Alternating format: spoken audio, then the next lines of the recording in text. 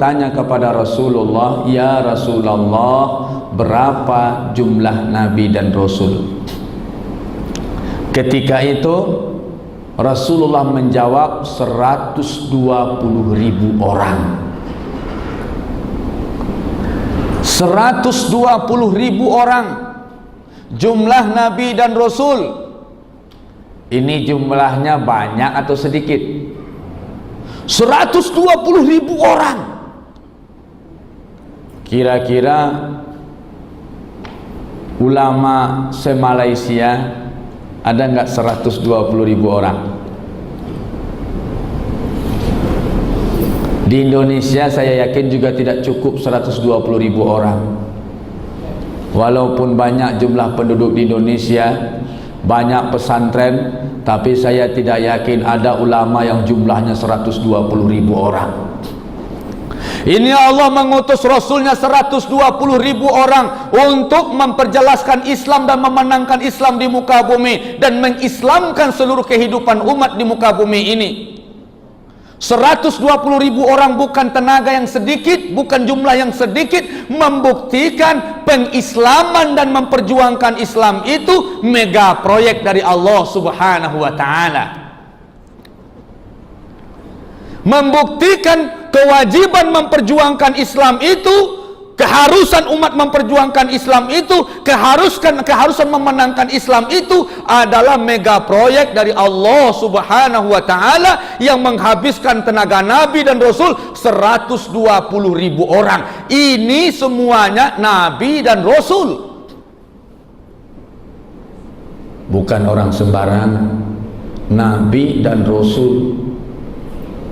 Demikian Allah memperjuangkan Islam, mengutus tenaga yang banyak, orang-orang pilihannya, makhluk-makhluk yang termulia, yaitu Nabi dan Rasul sebanyak 120.000 orang. Tujuannya apa? Liyuzhirahu 'alad dini kulli, agar Islam dimenangkan di atas segala ideologi yang lain, agar Islam menghapus seluruh konsep yang lain, agar Islam satu konsep tunggal yang diterima oleh Allah sebagai konsep yang sah untuk diatur, untuk dijalankan di muka bumi ini. Maka tidak ada belahan bumi yang boleh diatur dengan selain Islam. Liyuzhirahu 'alad dini kulli, agar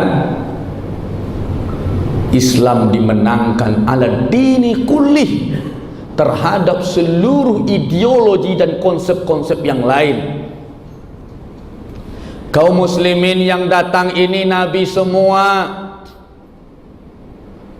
Perjuangan yang panjang, maka berhasil di zaman Nabi Muhammad sallallahu alaihi wasallam. Tahukah kaum muslimin, untuk memperjuangkan ini para nabi banyak yang dibantai. Dalam surat Al-Baqarah Allah ceritakan, katakan kepada orang Bani Israel itu, kenapa kalian membunuh para nabi? Banyak nabi yang dibunuh dan dibantai karena memperjuangkan Islam. Banyak nabi yang dituduh sebagai pengacau keamanan dan yang lainnya. Banyak yang jadi buronan, wanted dan yang lainnya. Banyak yang ditanggung oleh para nabi demi memperjuangkan Islam dan sikap yang salah dari umat. Tahukah kaum muslimin, ketika Islam ini diperjuangkan, tidak sunyi Islam itu dari pertentangan. Islam tidak sunyi dari permusuhan. Orang akan memusuhinya, syaitan akan memusuhinya. Wa kadzalika ja'alna likulli nabiyyin aduwwa, dan dengan demikian kami jadikan pada setiap nabi itu musuhnya, aduwwa, sayatinul insi wal jin, dari kalangan setan manusia dan jin. Jadi dua jenis musuh nabi itu, setan manusia dan setan jin.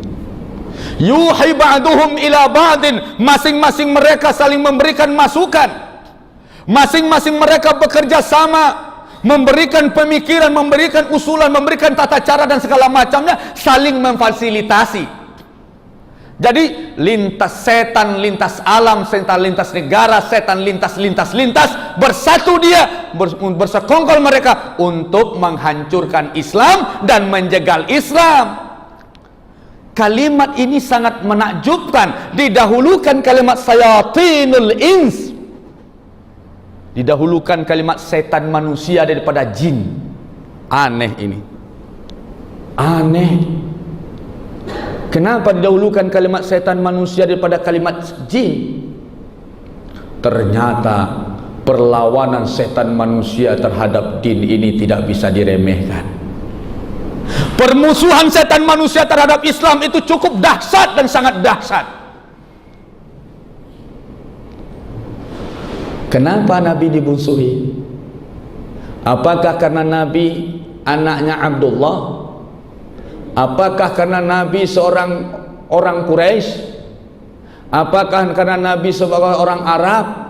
Apakah Nabi karena mengambil kekuasaan? Tidak, kaum muslimin yang dirahmati Allah. Nabi dimusuhi karena Nabi membawa Islam.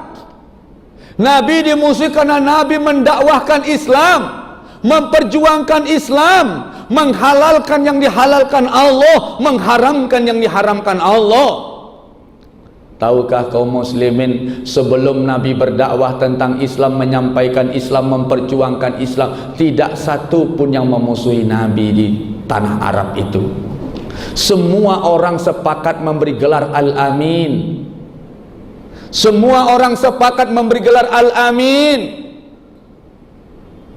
Dan itu bukan sekedar gelar basa-basi. Di mana ketika itu terjadi pembongkaran Ka'bah dan akan memasangkan kembali Hajarul Aswad kepada Ka'bah, orang bersengketa, yang mengatakan suku kabilah yang satu mengatakan saya lebih berhak memasangkan Hajarul Aswad, yang lain mengatakan kami yang lebih berhak, yang lain mengatakan kami yang lebih berhak. Terjadi sengketa kaum muslimin. Bertelagah mereka ketika itu, datang Rasulullah SAW. Mereka sepakat semuanya menyerahkan hakimnya, keputusan kepada Al-Amin, yaitu Rasulullah SAW. Ini bukti bahwasanya seluruh orang kafir Quraisy sepakat mengatakan Rasul sebagai orang yang bisa memutuskan perkara, yaitu Al-Hakim Al-Amin.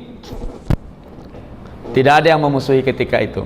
Dipasangkanlah oleh Nabi ketika itu, dibentangkan ke serban dia, diletakkan Hajar Aswad di atas serban, masing-masing pegang serban. Dengan adilnya Rasulullah, ketika serban diangkat, batu Hajar Aswad diangkat dengan serban, ketika itu sampai kepada pojok rukun Hajar Aswad itu, bagaimana cara memasangkannya? Tidak bisa. Maka ketika itulah Rasulullah memegang Hajarul Aswad. Kemuliaan dikembalikan oleh Allah kepada Muhammad SAW, walaupun belum diangkat jadi nabi, tapi kemuliaan tentang Ka'bah diangkat oleh tangan yang suci, tangan yang maksum, keagungan Rasulullah SAW yang memasangkan Hajar Aswad kepada Ka'bah. Sidang jemaah, belum ada permusuhan, tetapi ketika Nabi sudah mendakwahkan Islam, memperjuangkan Islam, mengatakan Islam wajib, maka ketika itu semua permusuhan timbul dan orang setan manusia, setan jin merapatkan barisan untuk menjadikan Nabi Muhammad SAW dianggap sebagai wanted atau ala penggana segala macam lah istilah sekarang ini, kaum muslimin yang dirahmati Allah. Kenapa? Karena semata-mata Nabi memperjuangkan Islam. Sebelum diperjuangkan Islam, sebelum bicara tentang Islam, tidak ada yang memusuhinya. Kaum muslimin, Musa alaihissalam sebelum dia mendakwahkan tauhid, mendakwahkan ajaran Allah Subhanahu wa taala, dia disayang oleh Firaun, diberi makan oleh Firaun, dididik oleh Firaun, dianggap sebagai pewaris kekuasaan Firaun. Tetapi ketika Nabi Musa mengatakan Allahu wahdah, dia mendakwahkan